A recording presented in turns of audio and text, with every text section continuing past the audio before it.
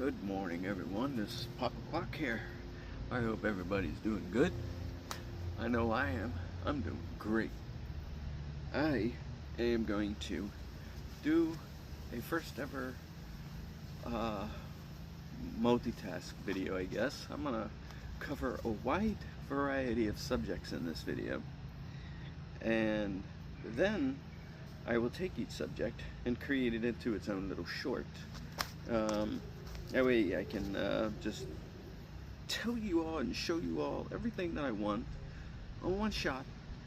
And it's an experiment. The more I do this YouTube thing, the better I get. I'm happy with it. I am ecstatic that the Lord has blessed me to be able to sit here and talk to you and to tell you these things that I'm about to say to you.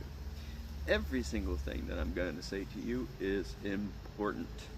All of it is important, so please, by all means, watch this whole video. It may seem irrelevant to your life at the moment, but at some point in time, it will come in handy. So, please watch the whole video. Make sure you share this video, like this video. If you are not a subscriber, please subscribe. I am begging people to subscribe. I want to hit the 500 mark. That way I can begin selling Papa Guac's variety show merchandise like t-shirts, coffee cups, tumblers, sweatshirts, just you name it. I can't think of everything right now. Remember, I have a tumor. I kind of go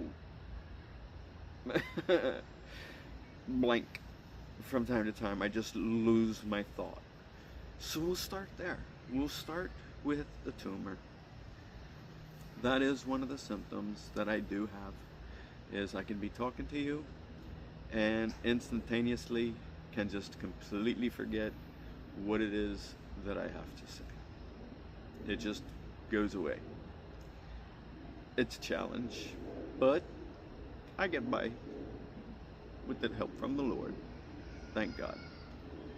If it weren't for Him, I wouldn't even be here talking. So whatever happens and whatever I tell you, do not take it in as if I'm seeking pity, as if I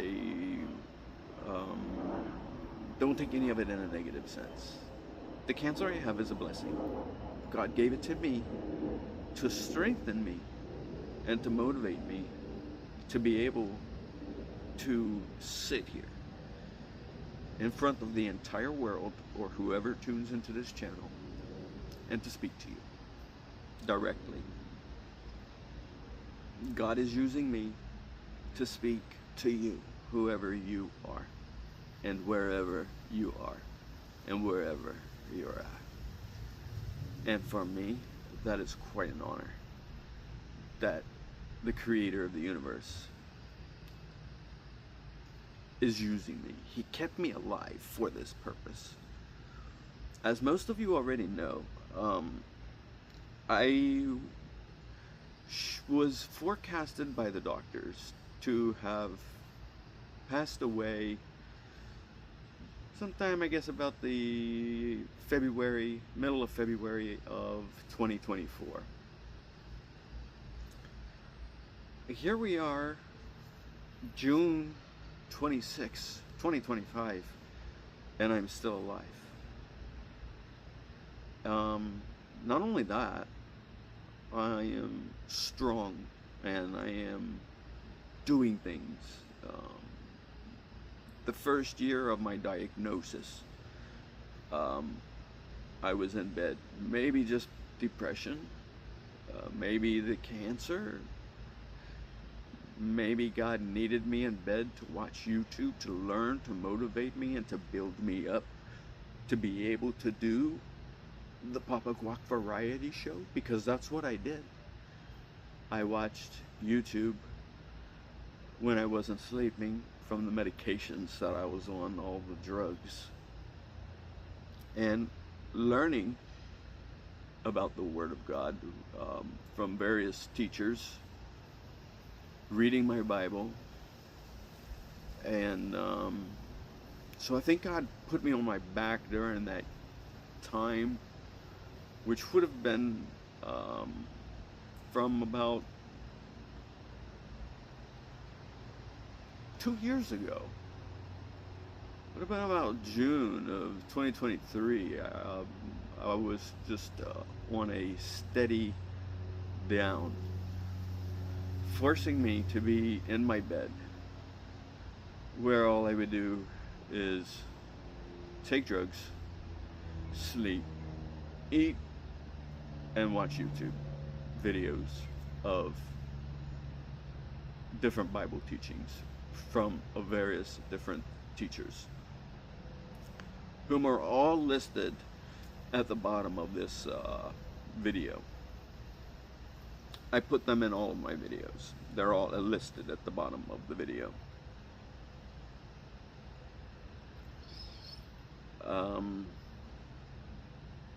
I digressed and have lost my thought.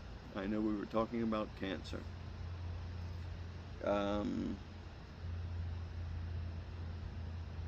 But I'm not in bed anymore.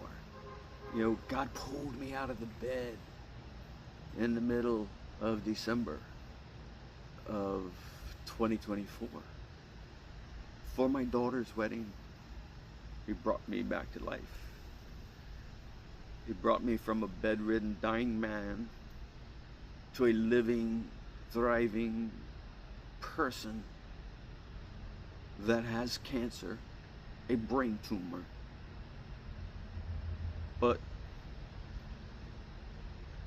because of God, I'm still here and doing things. I am back to life, and I have never been more happier than I am right now, just simply because I know that God is in my life and that He's using me. It's quite an honor to know beyond a shadow of a doubt that the Creator of the universe is using you for His good purpose. And that's why I'm still alive. And I am so thankful. So ever so thankful. Thank you, Jesus.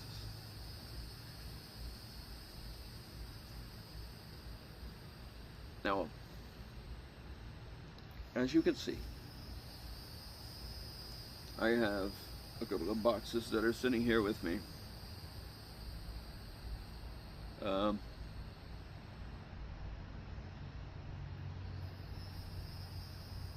This one is flour aerosol.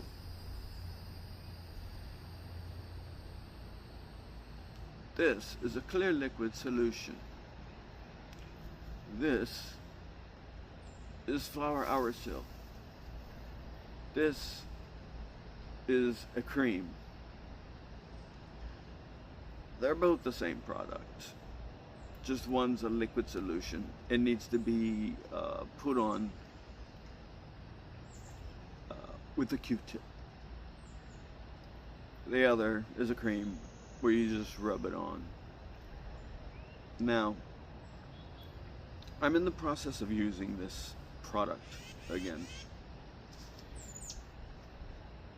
I have a couple of areas that are trying to ignite.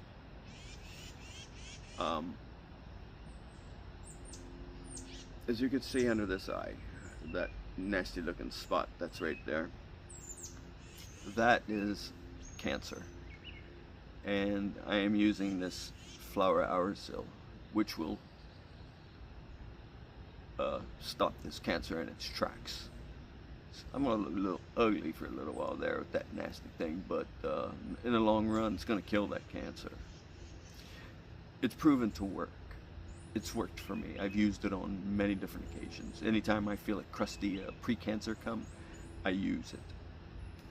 If anyone watching this video has pre-cancer or has been diagnosed with cancer, I highly recommend this medication. Again, it's called Flower Hour Acil. I'll hold this up so you can see it.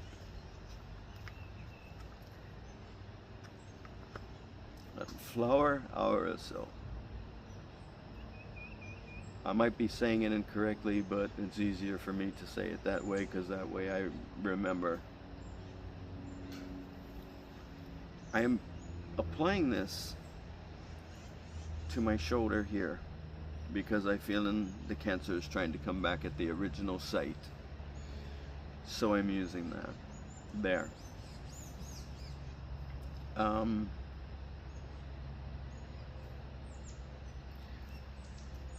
This one for smaller areas, like close to your eye, places like that, is more practical.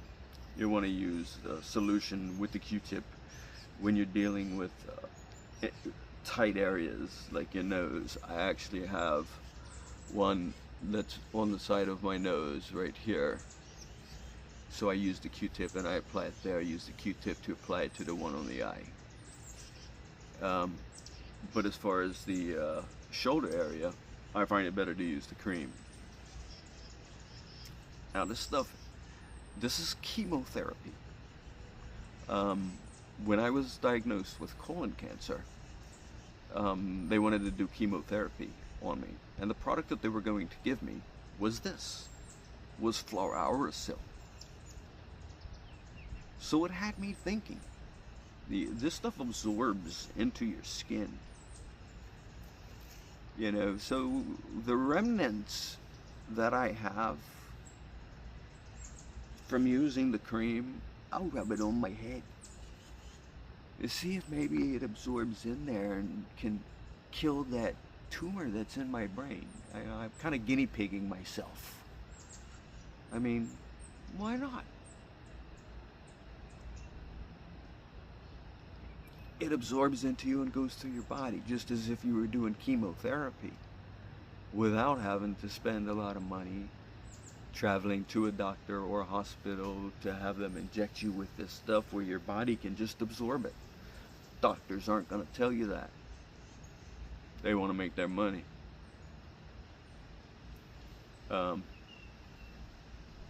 Anybody with cancer that requires a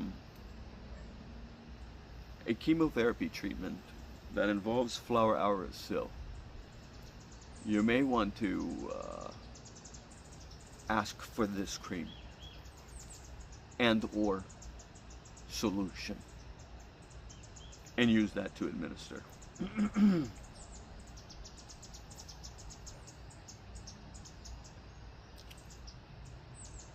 We'll see how it goes.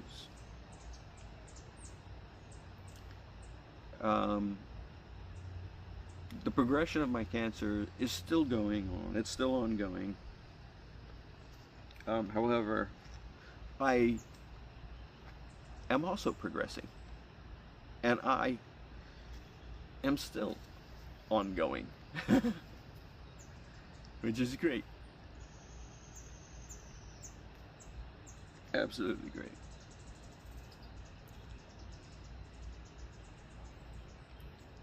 I know I'm supposed to be saying something right now, and I'm having one of those moments where my thought has gone, psst, bye-bye. But, yeah, I was talking about the progression. My brain and my stomach are not communicating. My brain and my stomach are not communicating, so I'm never hungry. My wife literally has to force me to eat. As a result, I've lost a substantial amount of weight. In April of 2024, my weight maxed out at 175 pounds, and my current weight right now is 129 pounds. So that's an awful lot of weight, and a lot of that weight came off over the last 2 months. I think I've lost like probably 20 pounds in 2 months because of just, I don't know what's happening. I don't know why. I'm not hungry, but I'm still strong, and I still get up and do stuff, so I'm not weak,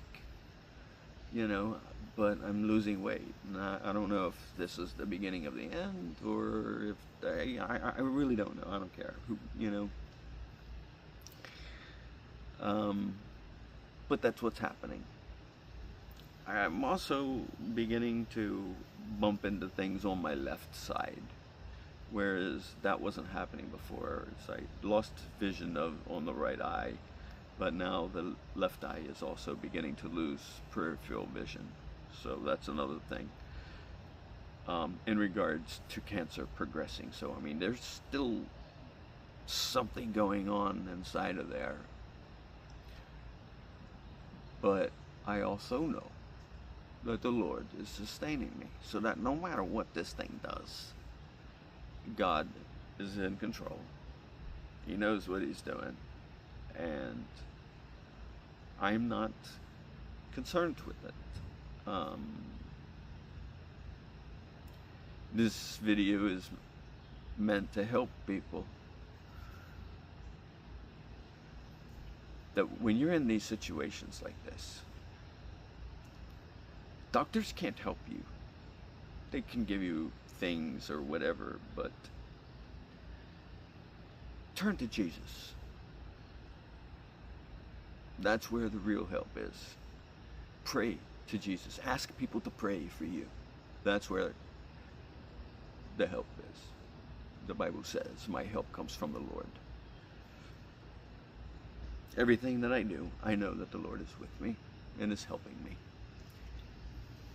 He's helped me to set this stuff up and do this stuff. Without him, wouldn't be. I'd probably already be dead. I don't know. My hearing is going. I'm losing my hearing. I constantly have to ask my wife and anybody that speaks to me to repeat themselves, which is quite annoying, but it is what it is. There's nothing I can do about it.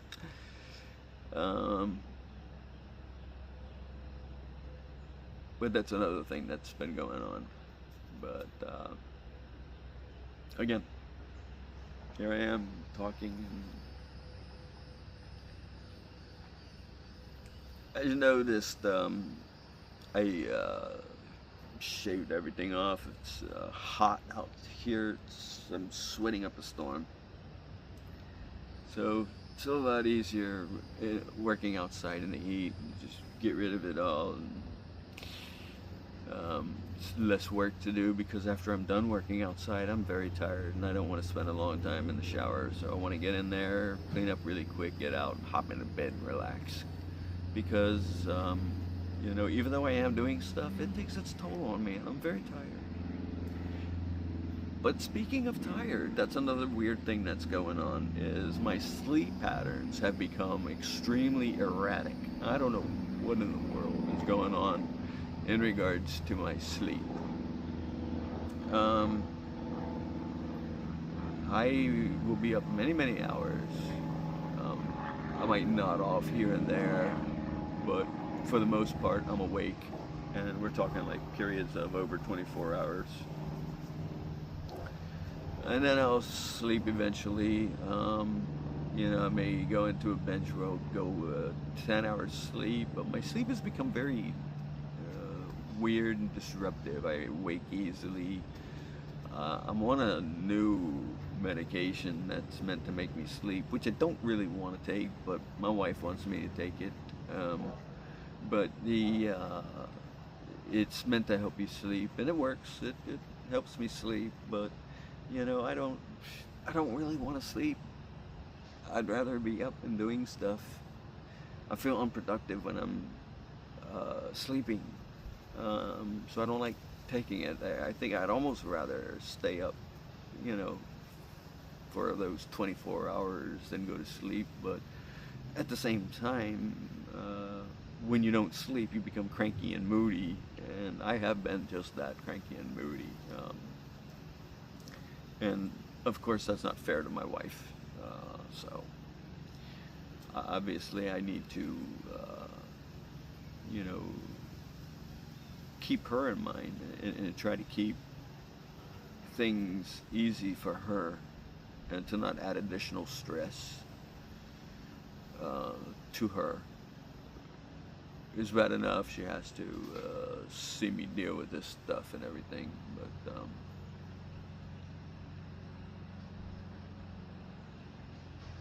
but at the same time, as a man, I have to do things. That's what we do. We get up and we do things. So, but at the moment, that's the only thing that I can think of in regards to the cancer.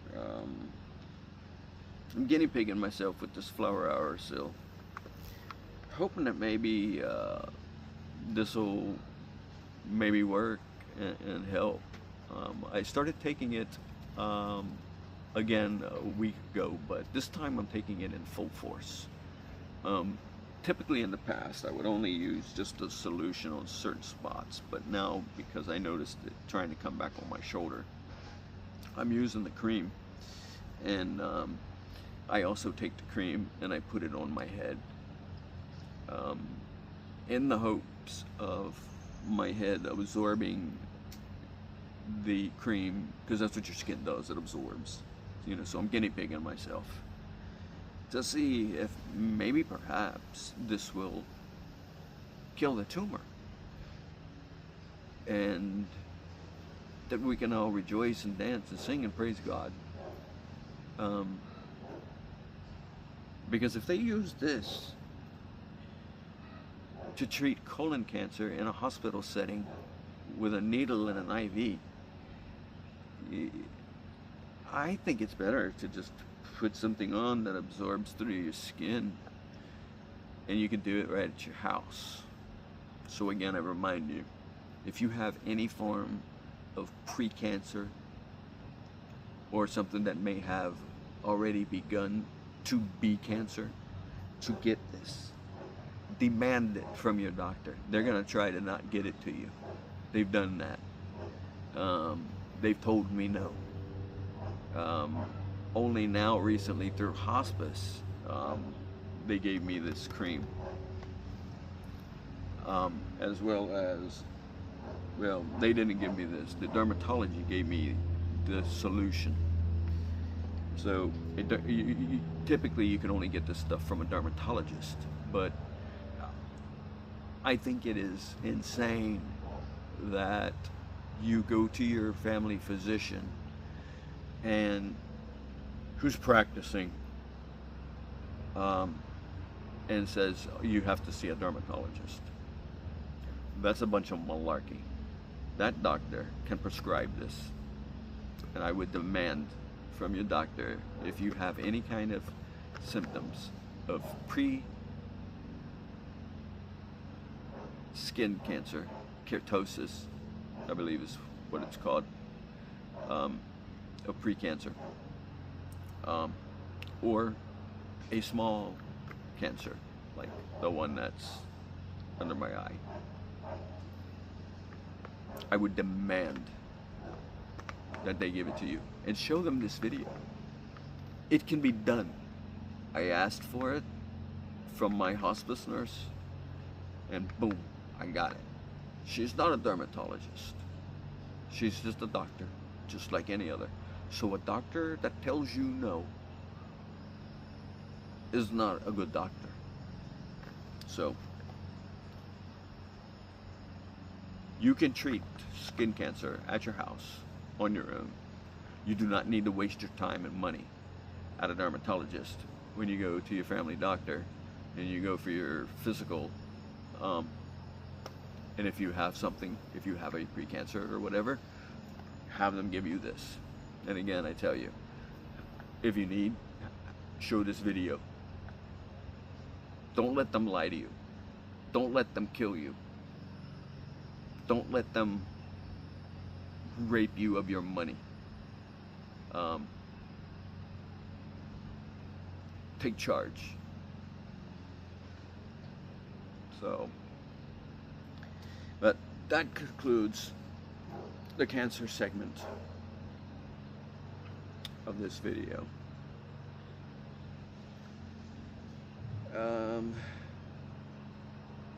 Where do I want to go next?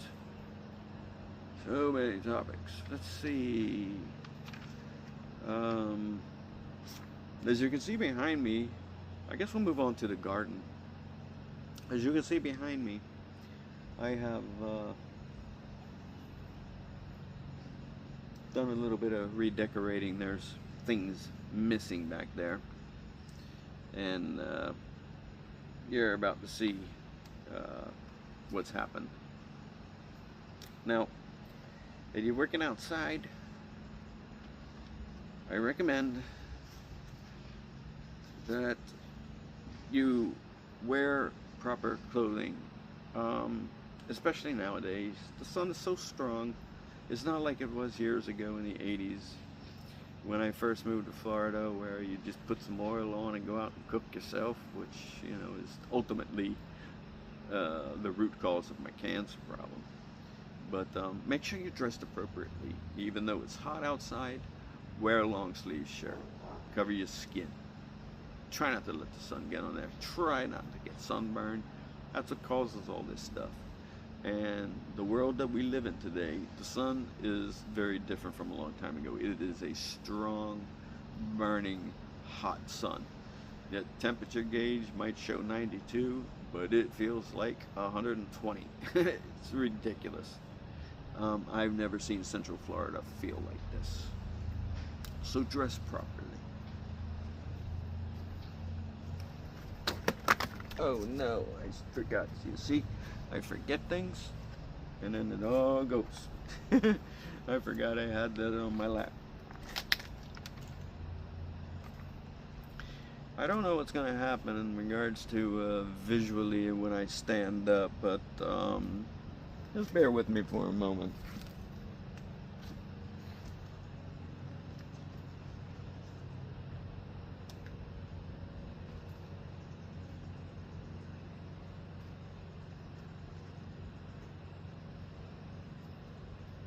As I had mentioned, cover yourself.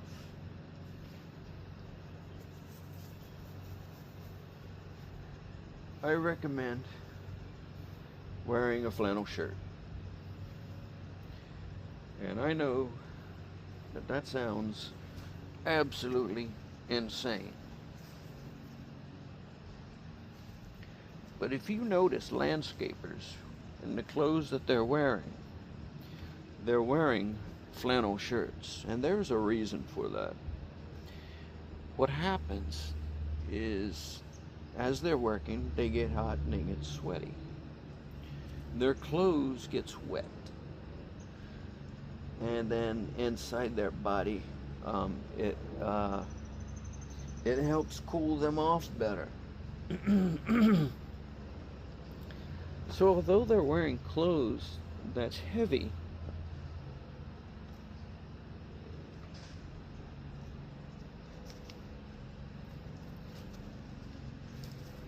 that heavy clothes traps the moisture and actually keeps them cool, which is pretty neat. So, as strange as it sounds, wear a flannel shirt. Let yourself sweat. It'll actually help keep you cool. Working outside in this heat, in your garden, mowing the grass, whatever you may be doing. Number one, drink plenty of water. Not soda, not juice, not Gatorade, water.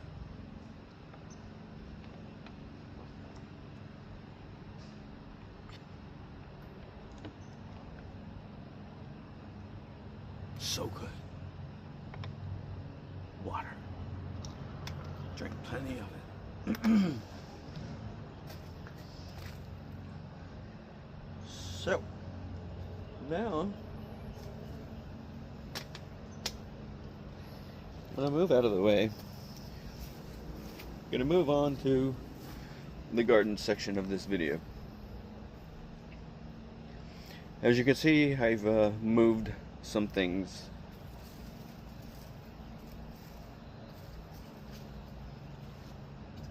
Along the back row here against the fence in the shade, I have a row of beans, black beans growing. This black bean plant that's attached here with my dragon fruit just keeps growing. All the other black bean plants, it's strange. They'll grow, they give beans, and then they die. The end. But these back here, they just keep on going. They're doing great. And I'm looking forward to the ones that are along this row back here in the shade to produce quite a bit of black beans. So I'm just going to keep the cycle going in regards to the black beans.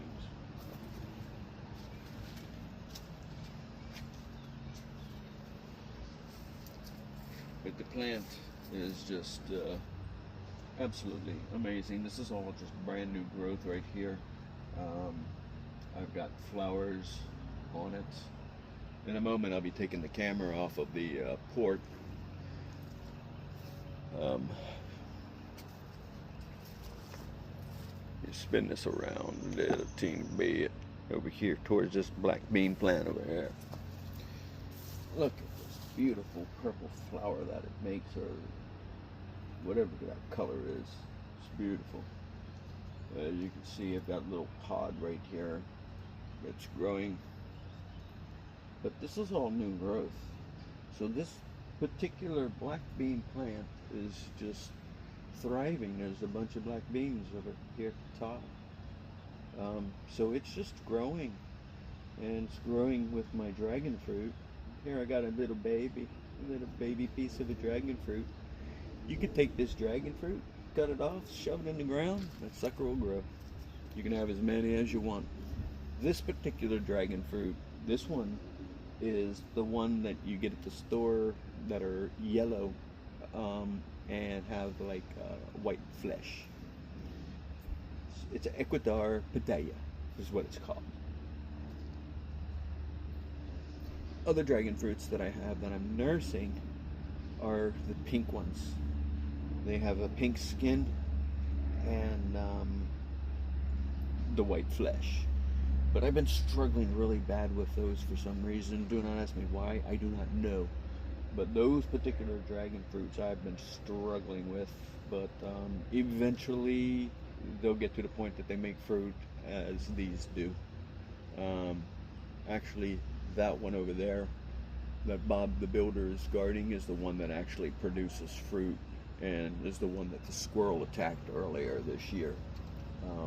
But it's coming back nicely, praise God, and I'm hoping that it's gonna put out a flower. And again, like the cactus plant that I've been showing videos on, the Peruvian apple cactus, it's a night blooming flower. So again, it's one of those things that once you see that flower, you know, starting at about 8 o'clock at night, it opens, and at 9 o'clock, closes shop, then that's it. If it got pollinated, it'll give you fruit. If it didn't, you lose it. I only got fruit one time from this one. The other 2 times it produced, I guess it never got pollinated correctly. It gave me a flower, but never gave me the fruit. But the one time that it did give the fruit, I'll tell you right now, just like everything here in my garden, 1,000 times better than what you buy at the grocery store. It's unbelievable what you grow on your own is unbelievable. What you grow on your own tastes so much better than what you buy in the store. And again, remember, this garden is all natural. You know, there's no chemicals or, you know, anything that could give you cancer or make you sick or whatever. It's all natural.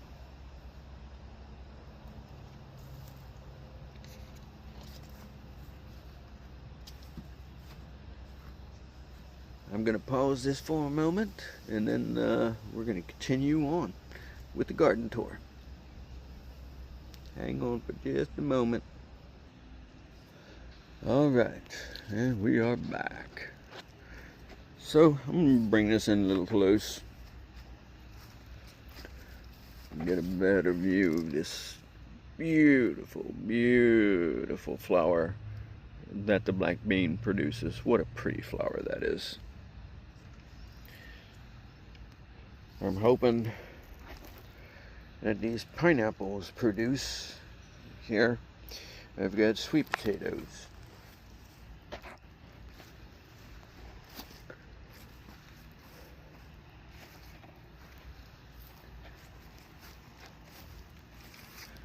In the shade down this row here, all black beans. Trying to find shady areas to plant things, because again, it's so hot.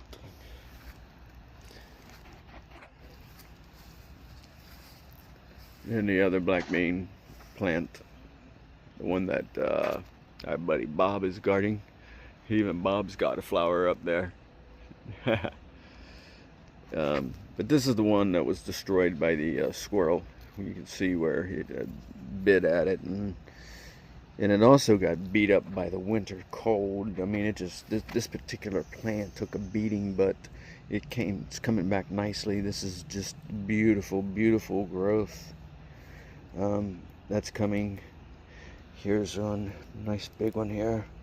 So I could just cut this right off and put it right in the ground, and I grow another one, which is better too, because if you grow from seeds, it takes about 5 years before a dragon fruit will give you a fruit.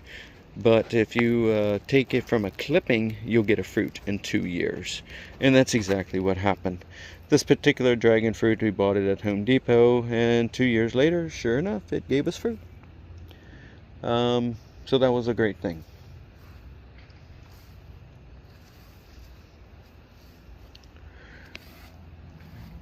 This here's my squirrel feeding area, or bird feeding area, whoever wants to come. I built this little place where I can throw oats and seeds, and at least this way, you know, it'll help keep them from messing with my dragon fruit. I keep their bellies full. The tray is empty right now, but typically I'll just put oats. I'll just feed them oatmeal. I'll put oats in there, and they like the oats. In this beautiful project that I did the other day, I built this, or I took this canopy and I put it together. It's been sitting in the shed for a long time, not being used. So I figured what I would do is put up this canopy and create a shady area for the plants, and then I can begin growing better and not have my plants getting cooked by this sun, because it is just so hot. But a lot of the plants that I had that were sitting over here have now been relocated over to underneath the canopy.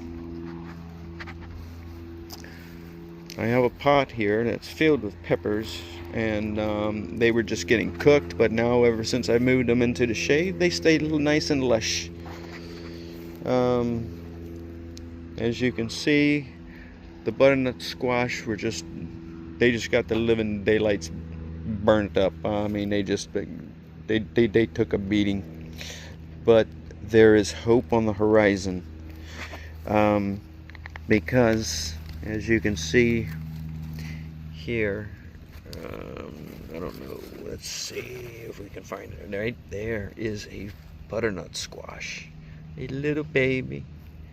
So I'm hoping and praying that perhaps, maybe, just maybe, we'll get some more. But we got a lot of butternut squash. You've seen on other videos that we got quite a bit of butternut squash. So that's a really great, good thing. But this thing is still doing something, and I think theoretically that because I have moved it, or covered it, I should say, I think that some of these may come back to life.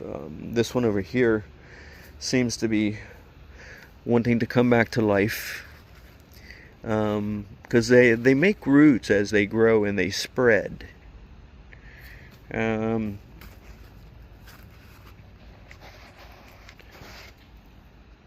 Over here's another. Over there is another. So I'm thinking that these things may... Here's fresh growth, a fresh, brand new leaves growing. So this is a weed. So I'm thinking that this guy may actually come back to life and once again give us food to eat.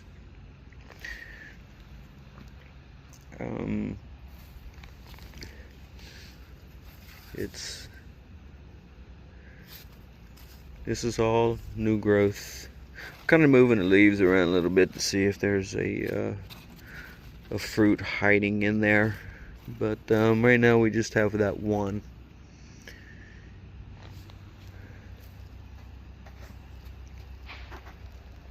Now down there are the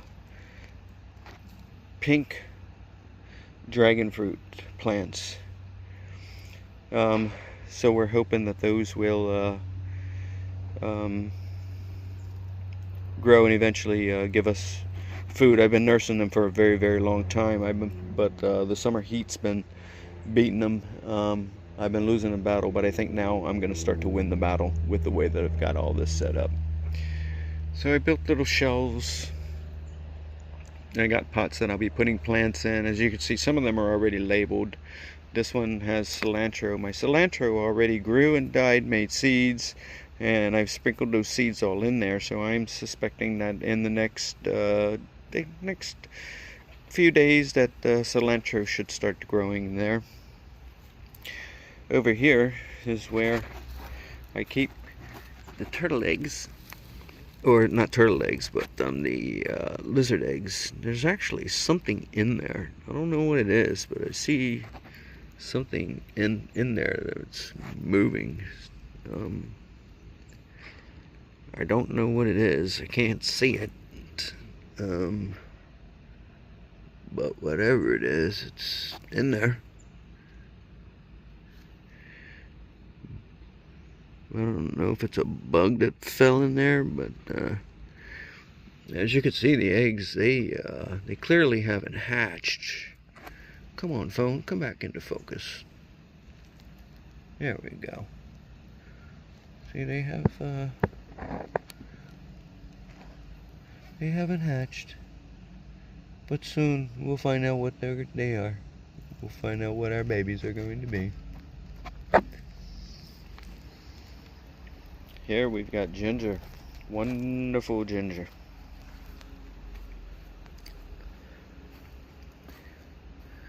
Here are my sweet potato clippings, and as you can see, they've got plenty of roots. So later today I'll be planting these, and in just a moment I'll show you where I'll be planting them. I'll be adding them to the row, but I'm planning on having sweet potatoes galore this year.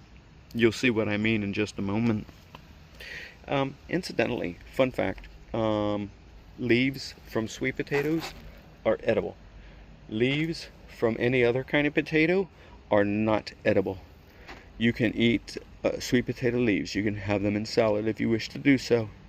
So if times are tough and you need food, sweet potato is a very good thing to have growing in your garden. So you can eventually get a sweet potato to eat, but you can also eat the leaves in like a salad or whatever. But do not eat a regular potato leaf, because those are poisonous. They will harm you.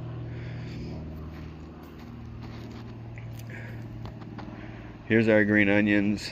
I don't even remember how long it's been since I've had these things. I think these things are like 3 years old. They're ginormous. I've had them for so long. I got them for Thanksgiving one year, and kept the root part, the bottom part that I bought from the store, stuck them in the ground, and had never bought a green onion in the grocery store again.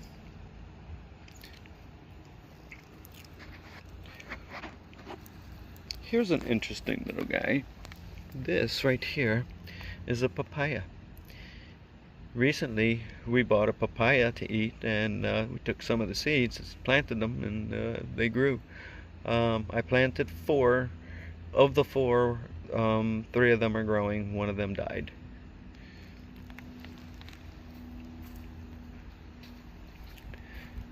This little guy here is a loquat. I found him growing wild out in the front of the property, and so I dug him up and brought him back here, and I'm gonna let him grow, and in several years he's gonna make a great shade tree, and not to exclude the fact that the loquat tree puts out a fruit that is just absolutely delicious, and it gives you a lot. So I'm excited about that. So you get a nice good shade tree. It's a extremely low maintenance tree. It needs very little attention, and twice a year it gives you fruit to eat, and so much fruit, more than you can handle. More than you can have, the birds can have, the wild animals. I mean, it just makes an unbelievable amount of fruit, and it is a good tasting fruit. It is very delicious. Again, this little guy, he's called a loquat. Not to be confused with kumquat. Kumquat is a citrus. This thing here is kind of like a cross between a peach and a grape. It's small like a grape, but it's fuzzy like a peach, and very sweet like a peach. So it's a very, very yummy thing to eat. It's not citrus. Don't confuse loquat with kumquat.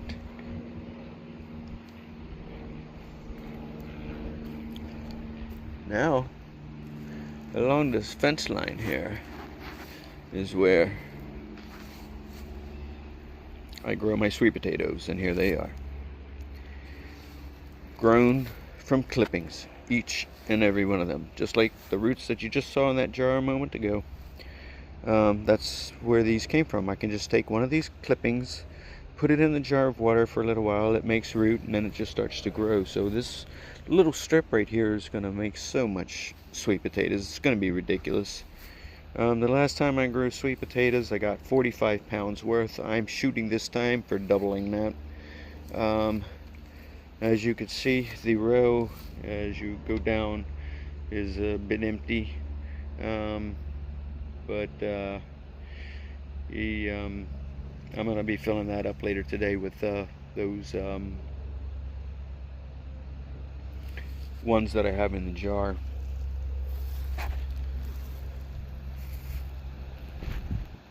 So here's another view of the garden area with the tent, and soon this area is going to be nice and full of plants that we intend to use as like a nursery, really, to start plants. We can start plants and sell them, and because my wife, she buys plants online, and I'm thinking that would be a good thing for me to do. I can grow plants and have them in little pots and ship them out, and they're naturally grown, you know, with no herbicides or anything, you know, already in their DNA and their seeds, you know. So got a lot of plans for this area. I'm excited, and obviously you guys will be seeing the transformation of it. Well, here's something that I forgot to show, which is pretty neat, is this guy growing here is a cantaloupe. So I'm hoping that we'll get some cantaloupe. We'll see how that goes. I'm actually not a cantaloupe fan, but my mother-in-law bought a cantaloupe at the store to eat, and I took a couple of seeds and planted them. I planted 4 seeds, and of the 4 seeds, 2 of them grew. So this is actually 2 plants I always plant in pairs in case one seed doesn't work. So I got cantaloupe growing there. Right here is my other papaya tree. I'm very excited about that. And right here, I got a nice healthy looking zucchini squash. So again, I planted several of them. I think I planted 4 of them, and of the 4, this was the only one that grew. The other ones, the seeds must have been sterile. The seeds came from Home Depot, a pack at Home Depot. And I've had that happen with sunflower seeds as well, and other various types of seeds. The seeds are dead. So you're kind of wasting your money. I believe the seeds are dead because they get cooked in the transporting process or the storing process. And I know that for an absolute fact because I stored seeds in a bin in the front of the garden area here where it gets full sun. And that little bin, it got hot. If you took a tool out of that little bin, it would burn your hands. It got so hot. And that's where I stored my seeds. And much to my little did I know, I was killing my seeds. I cooked them. And the following year when I went to plant, nothing grew. So, luckily, God hasn't, or not God, but the cancer hasn't taken away my ability to figure things out. That God has still blessed me with the ability to figure things out. And I was able to figure out that I didn't store the seeds properly. You know, God gave me that knowledge. Thank you. Thank you. Thank you. So now I store seeds properly and I keep them like inside. And then they grow. But chances are, if you buy seeds in the store, half of what you get, maybe more, will not grow. That's what I've learned from the packs of seeds that I've bought. So I am no longer buying seeds from the store. It's pointless. It's a waste of your money. So it's better to just take a fruit that you've got from the grocery store and grow from that. That's the way you will get something to grow.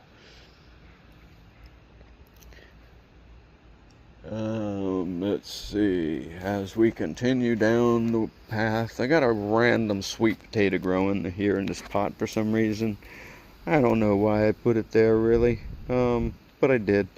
And as a company plant, there's basil. I do a lot of companion planting, especially in regards to beans.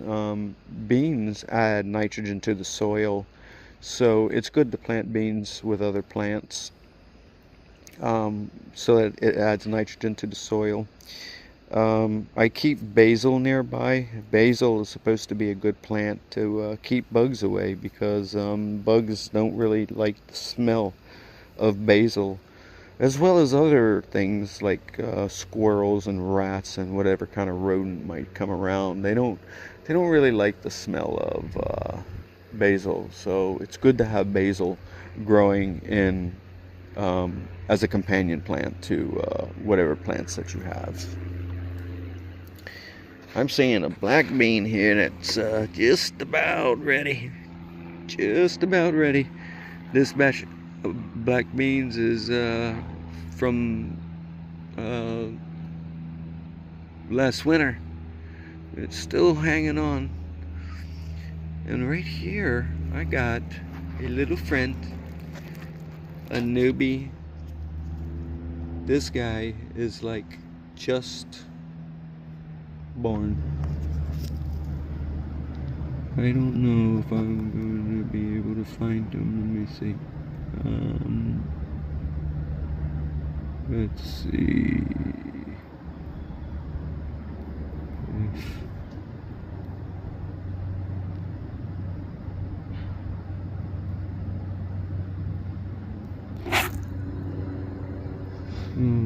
Mercy, mercy, mercy me.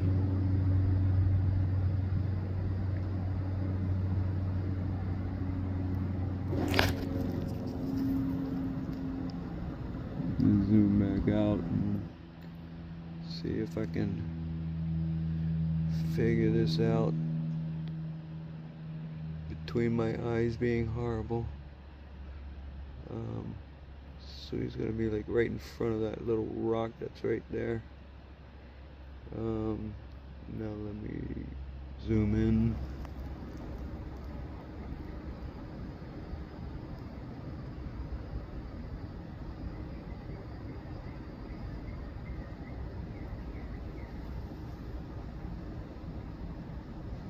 Okay, there's the rock.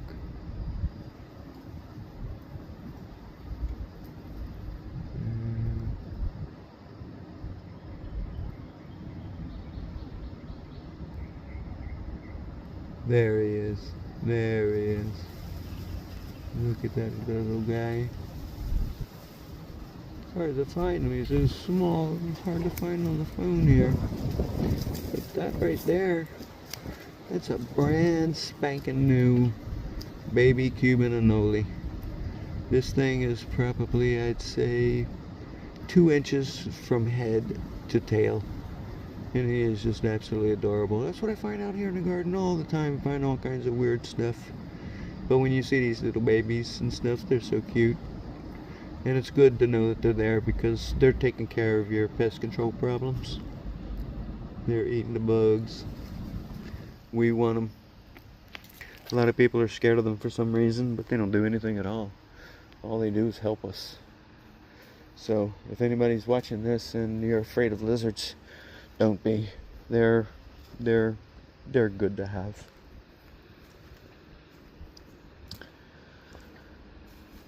My tomatoes are taking a beating because of the heat, so they're all not looking so great. But as you can see, I got some over there that are ready to go.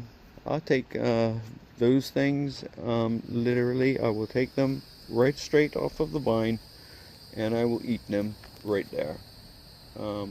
Again, I don't use any chemicals or anything, so I have the ability to be able to just pull it off and eat it right then and there. Now, this one here has got cobwebs. I don't know if you can see them on the video, if they show up on the video or not, but there's like a spider web. There's even a spider right there. So also a good garden friend to have around, eating bugs. But because of the cobweb and stuff, I'll rinse those off.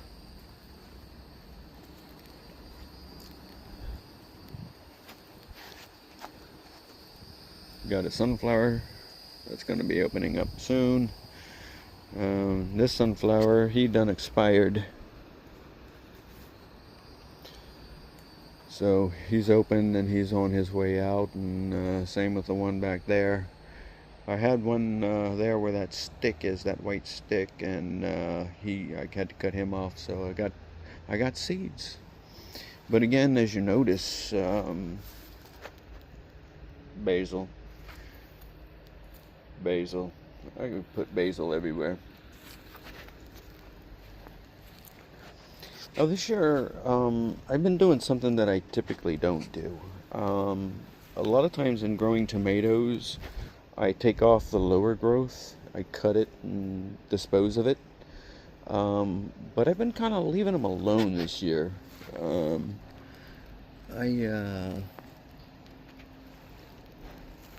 show you an example. This poor tomato is trying to die off, but he's growing from the bottom. And typically I would take it and I would get rid of that stuff, but I'm not going to do that. I'm going to leave it alone. I'm going to let it regrow and reproduce itself. So there's some more growth right there.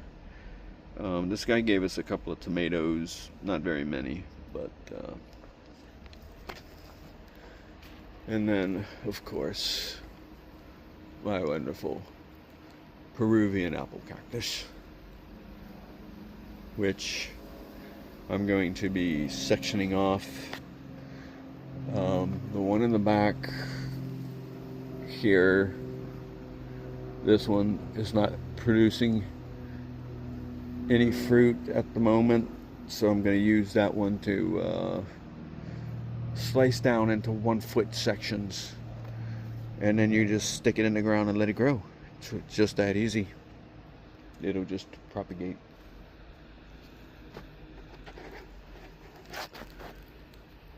This nice little piece of shade is our peach tree.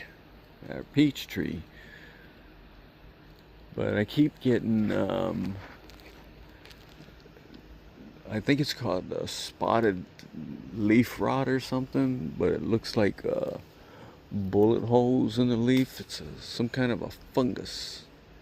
It looks like somebody shot it.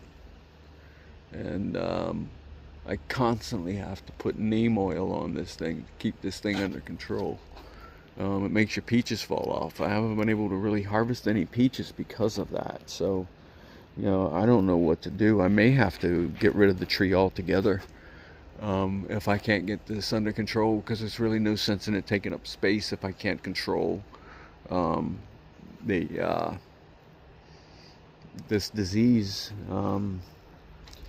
I think that it'll work, and then all of a sudden it stops working. So it drives me crazy.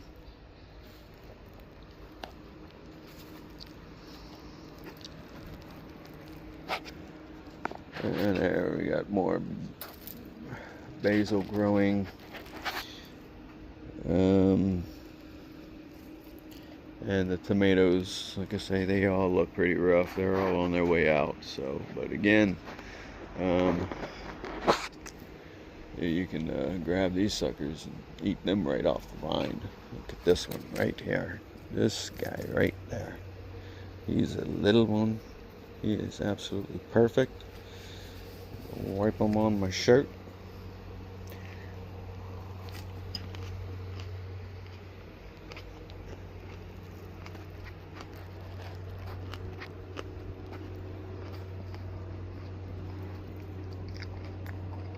Don't want to talk with my mouth full.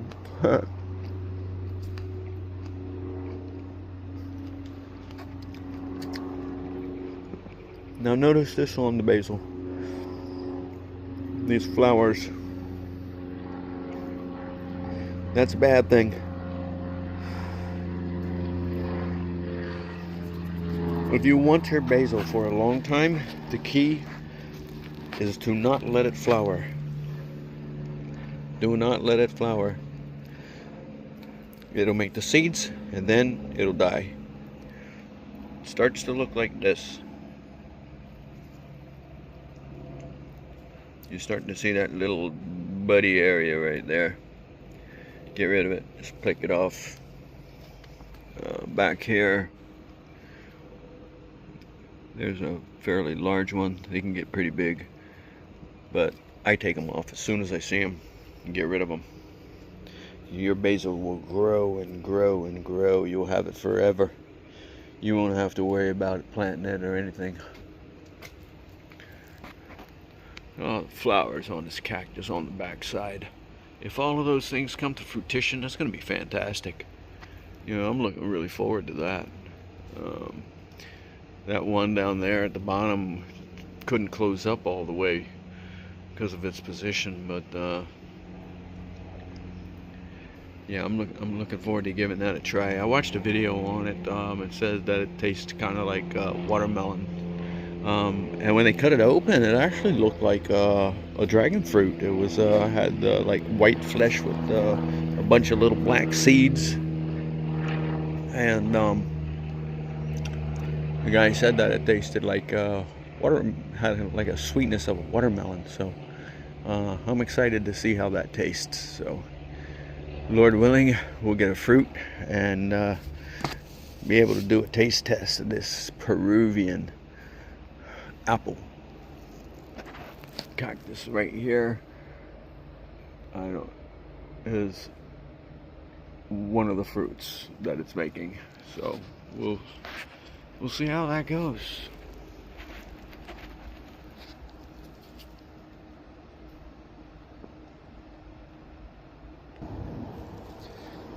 So again, as I mentioned, that I love companion planting.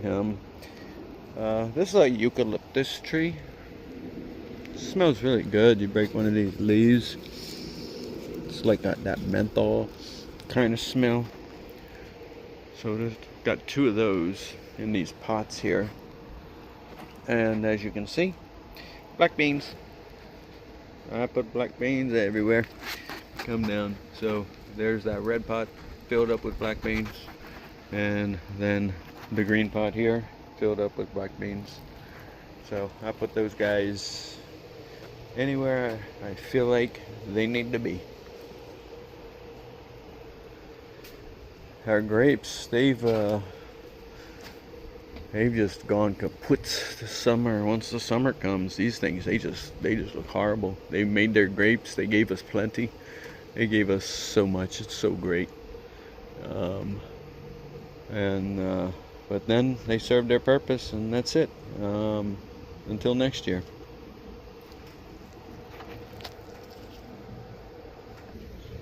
Here I got a couple of really nice aloe vera plants, and again, companion planting. There's basil. My son makes a wonderful basil pesto, and so I mean, we just can't get enough basil. We just grow that stuff and put it on everything. I personally love it. I absolutely love it. Here's our other grape, which is still not producing. It produced the first year we got it, but never did anything. But at least we got more leaves out of it this year than we typically do. I don't know what's wrong with it. I don't know how much longer we're going to keep this guy. But he hasn't been doing anything. And again, companion planting. Tons and tons of basil. Got like a bud right here, trying to make a flower. Nope. And somebody over here is trying to get my attention. Hello, baby. How are you doing? How's my girl?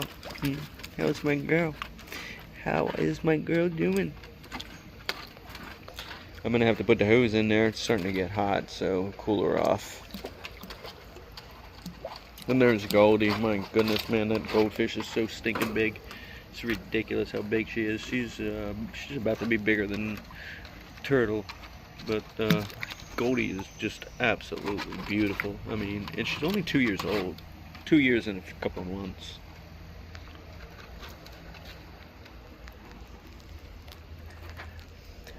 Here's our blueberry plant, which produced an unbelievable amount of blueberries this year. I was eating blueberries for months. I had at least 5 or 10 a day for a good 2 months. So I'm just thrilled and totally happy at what this plant did. And the trick, we had the plant for years. It didn't do anything. But then I learned that it needed acidic soil. So I solved the problem by simply putting lemon peels, the rinds from the lemons that we use for our food, in the dirt. And once I did that, it was a complete and total game changer. It made the soil acidic, and it began to give us blueberries. And not only did it begin to give us blueberries, it gave us more blueberries than we knew what to do with, just from one plant. I'm attempting to propagate it. I have them in the back under the tent that I put up, to see if I can get more blueberries growing, because I really would like to have more plants, and I don't want to buy them at the store. I'd rather do a propagation thing. I think propagating is the best way to go. Now here we have a very interesting guy. Again, companion planting. There's my basil. Everywhere basil. Basil, basil, basil. I can't get enough basil. I should call myself, instead of Papa Guac, I should call Papa Basil. But here's a little guy right there. Now these are black cherry tomatoes. I believe, if I remember correctly, they are native to Russia. The plant, when you run your hand on it, smells smoky, like if you're smoking food, smoked food. So, and it's got lots of stuff growing on it. It's really perked up over the last couple of weeks. As you can see, here's another plant. We have 3 of them. 1, 2, and 3. I need to do this now.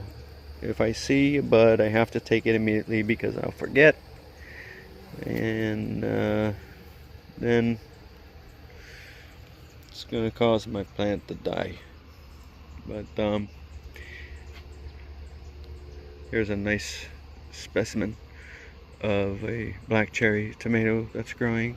But I actually have one that's ripe. So the end product of a black cherry tomato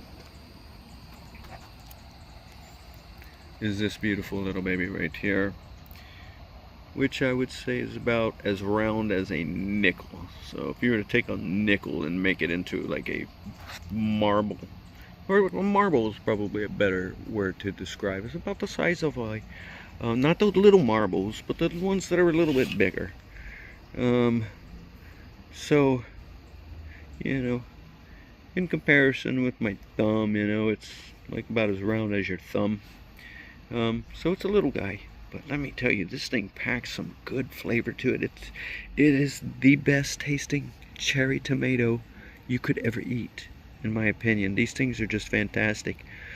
If it weren't for the fact that I want this for the seeds that are inside, I would pull this thing off and I would eat it right now.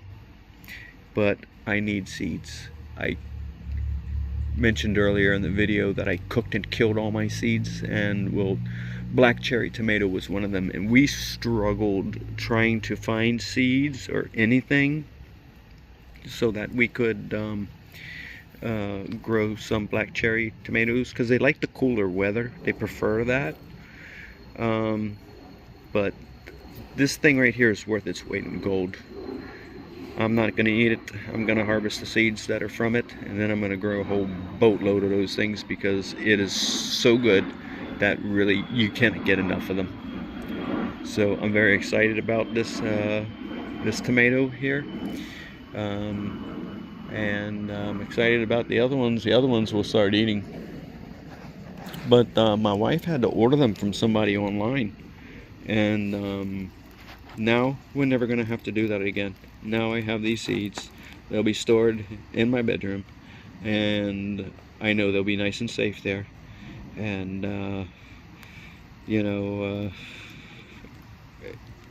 I'll always have this. I'll always have this to eat, and it's a really, really good tomato. It's like I said, in my personal opinion, in regards to cherry tomatoes, maybe even all tomatoes, it is the best tasting one. A couple of years ago, we had a plant that grew, and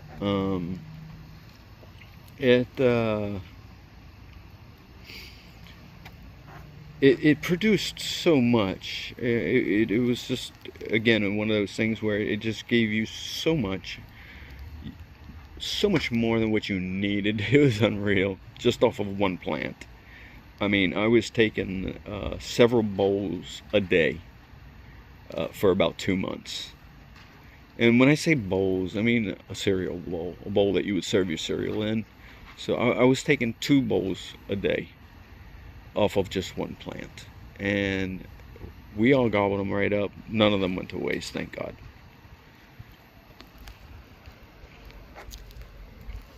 So we have 3 of them. My wife had to order them, unfortunately, but now we're never gonna have to do that again. Here's a little baby. Isn't he just adorable? Just that little guy. Now these little guys down here, this is a bit different. This is just your regular old cherry tomatoes, your red cherry tomatoes. Nothing fancy about them. But again, my wife ordered them, and I got a couple of them growing on here already. These little guys, it's hard for me to see. The sun is like beaming on me, but there they are. And you can see this thing is just filled with flowers, so it's about to go berserkos, which is pretty cool considering that it's like super hot out here. Summer in Central Florida is just ridiculous. It is. The summer in Central Florida is just ridiculously hot. But that about sums up the garden part. There's the old broken cactus down there. It's trying to come back a little bit, so we'll see what happens. I moved it to the other side of this fence, but it hasn't been doing well, so I think he may just be a goner. I think I've kind of lost hope on that. The fruit itself didn't taste good, but the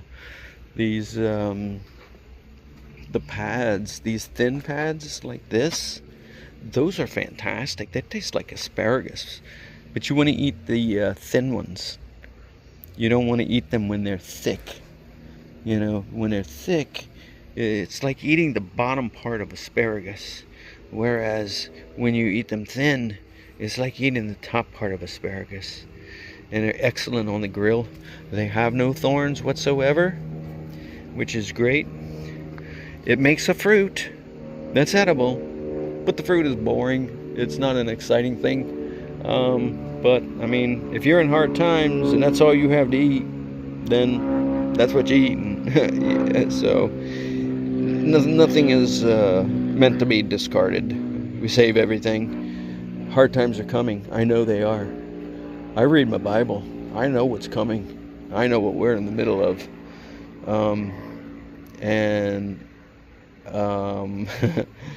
Yeah. Don't be scared. Be prepared. As the guy that I watch in the middle part of the country, I think he's in Illinois, Ryan Hall Yaw, great weather guy. That's who I watch. I love him. And his motto is always, don't be scared, be prepared. And in saying that, that's going to bring us to our next segment, hurricane preparedness. So, in regards to hurricane preparedness, I'm going to need my notebook. Alright. So, living in Central Florida, hurricanes really, it's not like living at the beach, but you do still have to be prepared no matter what. So, for starters, you want to prepare window coverings, and you want that for flying debris. Things that might pick up and get thrown through your window. Like a piece of the fence breaking off and getting thrown through the window, or I don't know. Trying to find something around here that's kind of lightweight that could pick up and fly, but I got everything pretty much ready. But yeah, you want to make sure that you have your windows covered. I store my wood right here, and I bolt them right on, so the thunderstorms and stuff, they're not gonna blow these pieces of wood away. I got them resting on bricks so that they won't receive any water damage. So they're all nice and stored. They're labeled, so we know which window, where they need to go. And so, we're already prepared for that. We just take the piece, and put it on its proper place, and that's it. Covering the windows is not meant to do anything at all except prevent the window from breaking. I mean, if a tornado were to pass through, these things mean absolutely nothing. These are just basically meant to prevent flying debris from crashing and breaking your window, and then in the middle of a hurricane having water coming into your house. That is all that it's meant for. Strictly for that, just to cover the windows. So I would suggest, prepare that stuff. Pick up your wood early, before the hurricane comes, and prepare your pieces, and have everything ready. That way, once we hear the word that a storm's coming, you just put up your pieces. You don't have to worry about fighting with the crowds at Home Depot and all that madness, because it's insane at how unprepared people are and wait till the last minute. Don't wait till the last minute. When you have free time, get off your phone, stop watching me and everybody else, and prepare some wood to cover up your windows if you live in a place that requires that. Obviously, if you live in an apartment, this doesn't count for you. But if you live in a house or a mobile home or whatever, prepare your window coverings. Do it in advance. Do it now. Do it now while there are plenty of product. Prepare your pieces. Have them ready to go. Measure them up, cut them, and get them ready. That way, once the time comes, it'll make your life so much easier, and you don't have to be in panic mode or stress mode. You just simply grab it, put them on, and then kick back and relax and wait for it to happen.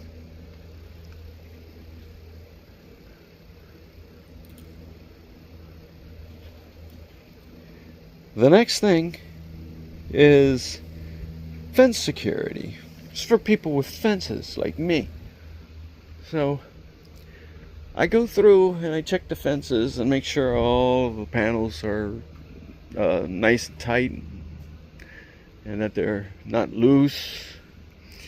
Again, if you were to get a tornado, nothing matters. You cover your windows, you can prepare your fence, you can do whatever. I mean, in the event that there's a tornado, you're out of luck, But as far as the winds that come along with hurricanes, and even your regular everyday afternoon thunderstorms, which honestly are more impressive to me than the hurricanes that we get here where I live. But what I do to kind of add additional security to the fence is take a small piece of wood, as you can see, and I will add that wood to the joints where the fences pieces come together at the posts, and that serves as two purposes. One, it keeps the fence from breaking apart and falling over. It keep it from pulling out, and it also the panels of the fence, they can come loose over the course of time and age. They come loose. So I put the piece of wood here, and it keeps these guys from coming loose. I look for loose ones, and then I reinforce them at seams of where the beams are located, or anywhere I feel that it needs it. The sky's the limit. You do what you want, but I can assure you it works. And really, this is not meant to save you from a tornado, but it will save you from little pieces of your fence breaking off and blowing away and possibly blowing through somebody's window. If you do not do this and a piece of fence breaks off and blows through your neighbor's window, you've brought harm to your neighbor, and we're not supposed to bring harm to our neighbors.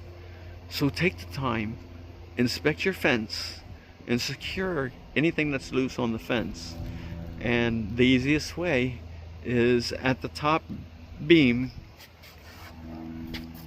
is to put a piece of wood to secure these guys from blowing off.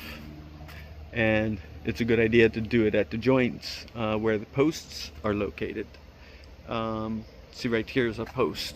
So I've got this one coming. I got a post right here behind it. You can't see it, but there's a 4x4 post behind it. You can see the 4x post down there. But so it'll serve two purposes. It brings the two sections of fence together, and it also keeps these things from getting loose and flying and breaking off and flying through your neighbor's house, because you do not want to bring harm to your neighbor. Okay, love your neighbor as yourself. But as you can see, I've done that all the way down the row, and it's proven to be effective. You know, I look at other people once after a hurricane passes through here, and their whole section of fence come down. I mean, I've had sections of fence come down, but ever since I joined the pieces together like this, that problem doesn't really happen anymore. And I also use these big heavy pots to put against the fence to help keep it up and keep it secure as well. But of course everybody doesn't have that luxury, but this is an absolute must, and there's no excuse for anyone to not do that, especially if your fence is old. If you have a newer fence, it's not a big deal. I would still suggest and highly recommend adding a piece at the joints for safety of your fence. In stronger winds that come with hurricanes, it's better than taking the whole fence down. It keeps everything together, and again, it's proven to be effective.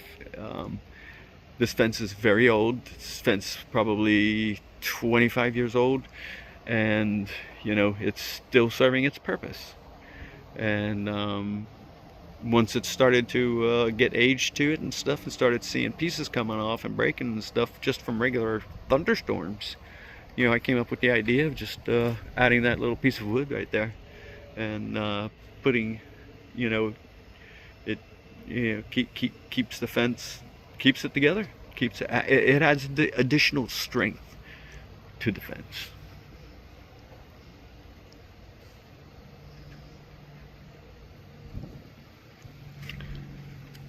Okay, the next thing that we got on the list is tree trimming.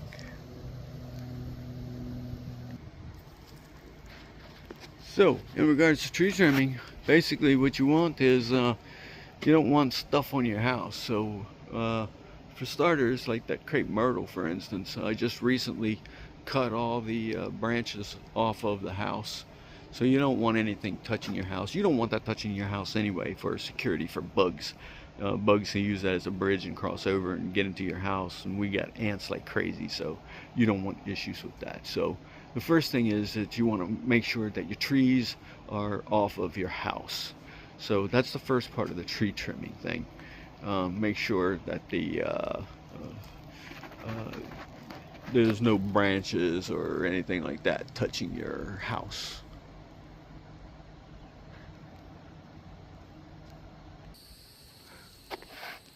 The next thing are power lines.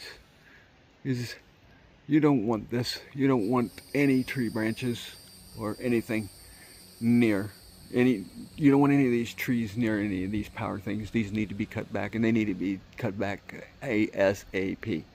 Again, that's one of those things you don't want to wait. Don't do this at the last minute. If you have spare time, get off your phone, get up off the couch or whatever you're laying on, and get out there and get those trees trimmed.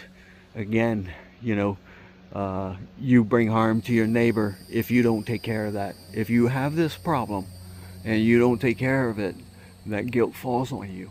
Your tree takes out the power and your neighbors suffer. So love your neighbor as yourself. Get out there and trim those trees, get them off the power lines. If you cannot do it, then hire somebody to do it by, or whatever it takes. Get the trees off the power lines. Can't be having that. That is a big no.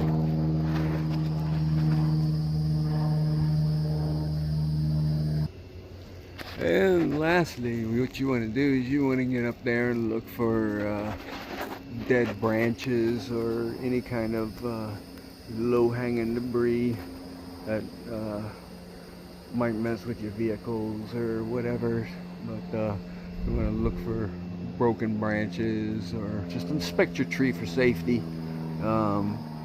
That flying objects and such. This right there, I see dead on it, so that's indicating there's something wrong with that branch. So that branch can easily break off in a hurricane and come flying through somebody's window. So again, the guilt falls on you if it comes off of your tree and into their house. Be kind to your neighbors. Love your neighbors as you love yourself.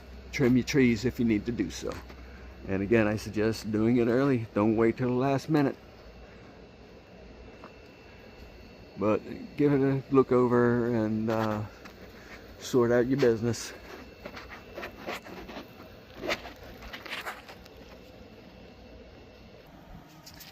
So here on the side of the house, I store all my garden stuff, and not all of it, but a lot of the stuff is potential projectiles. So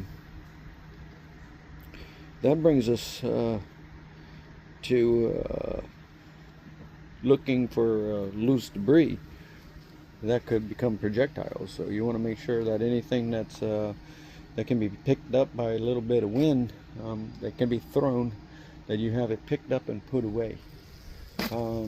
That's very important. So in the event of a hurricane, I would put a lot of this stuff away. Some of it's pretty heavy and stable, and I wouldn't worry about it, but a lot of it, I would need to deal with it. I would lay these ladders down flat on the ground. I don't have to move them away. I just have to lay them down flat on the ground so that the wind doesn't grab them and throw them somewhere.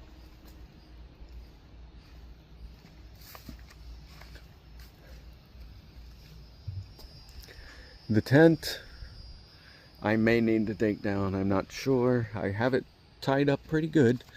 I got this thing on here pretty secure, so I haven't decided what I'm going to do in the event of a hurricane, if I'm going to keep this up or if I'm going to take it down. I'll just let the Lord guide me, and when the time comes, I'll make that final decision. But again, loose stuff, you want to put away. Empty flower pot right here.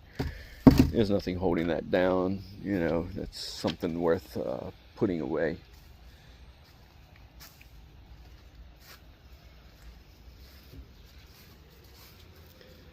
The next section I'm speak about is generators. If you're fortunate enough to have one, I would recommend checking it now. Don't wait until the day of the hurricane event to check your generator. Check it in advance. Don't procrastinate. Check in, make sure that it's working, and if it's not working, get it serviced, do whatever it is that you need to do. But don't wait till the last minute. Get that business sorted out.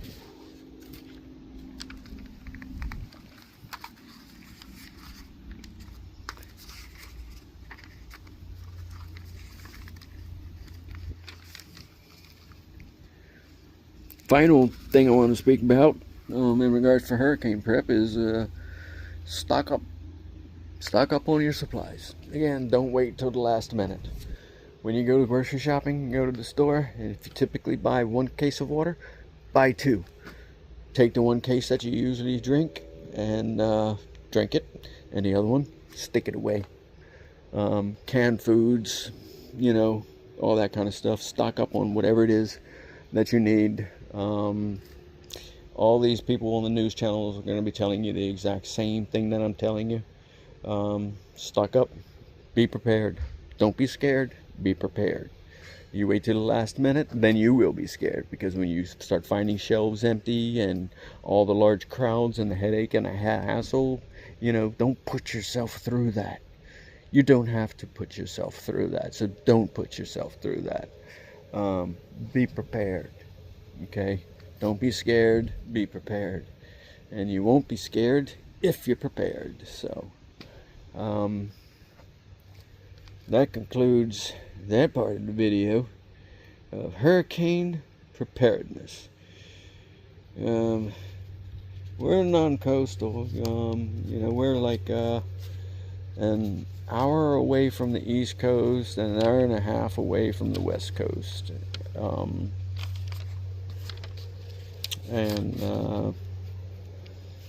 But I mean, we still get pretty strong winds depending on the size of the hurricane. So I mean, we are required to be prepared. So that's what you got to do. You got to be prepared. So anyway, in closing, I'm about to conclude this video. I've been rambling on here for an hour and a half. Wow, that's crazy. In conclusion, I'm going to show you something pretty cool. So, something that most cancer people can't do. And you see that lawnmower right there? I'm about to mow the grass.